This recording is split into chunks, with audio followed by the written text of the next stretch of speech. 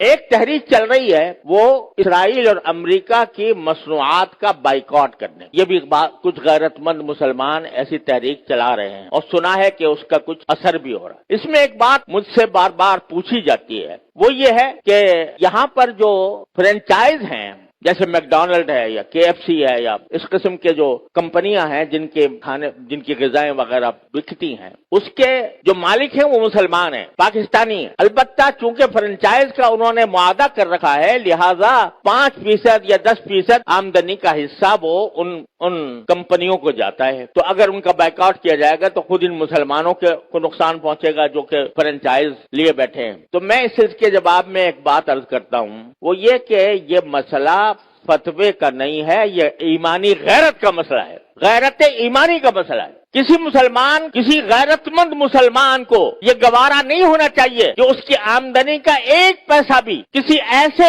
شخص کو پہنچے جو اسرائیل کو مدد دے رہا ہے۔ یہ انسان کی ایمانی غیرت کا تقاضا ہے۔ یہ کہنا کہ بھئی 5% جاتا ہے، اب 95% تو ہم کھاتے ہیں۔ ارے بھائی 95% آپ کھا چکے، بہت الحمدللہ، کافی آپ نے نفع بنا لیا۔ اب آپ یہ تو کر سکتے ہو کہ اس فرنچائز کو ختم کر کے اپنا کاروبار شروع کر دو۔ اگر اس کو ختم کر کے اپنا کاروبار شروع کرو گے تو ذرا تھوڑا سا پتہ تو چلے گا ان کو کہ یہ جو ہم دنیا بھر کے اندر ہم اپنی مصنوعات چلا رہے ہیں، دنیا بھر میں ہمارا سکہ چل رہا ہے، اس کا کچھ اثر تو ہوگا۔ یہ کہنا کہ 5% جا رہا ہے ان کو اور ہم نے 5% جا کے کیا اس میں کیا فرق پڑے گا؟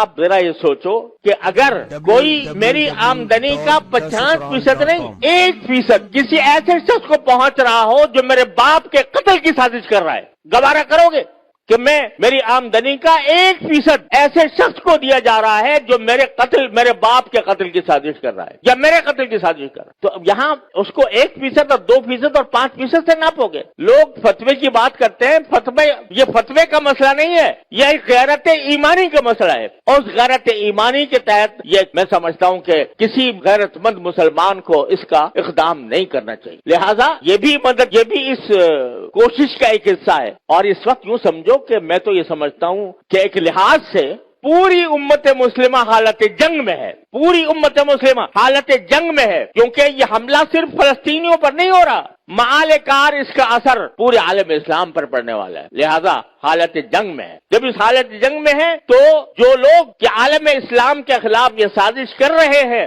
ان کو کسی طرح بھی نفع پہنچانا، چاہے وہ 1 پیسے کا ہو، یہ ایک مسلمان کی غیرت کو اسے گوارا نہیں کرنا چاہیے۔ لہذا میں اس بات کی حمایت کرتا ہوں کہ ایسی چیزوں کا بائیکاٹ کیا جائے جس کا فائدہ ان طاقتوں کو پہنچ رہا ہے۔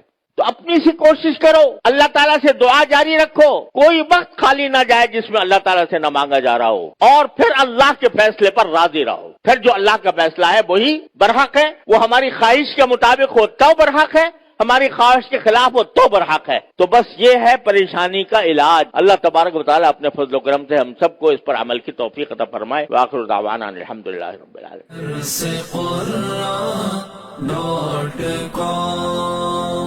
www.darsequran.com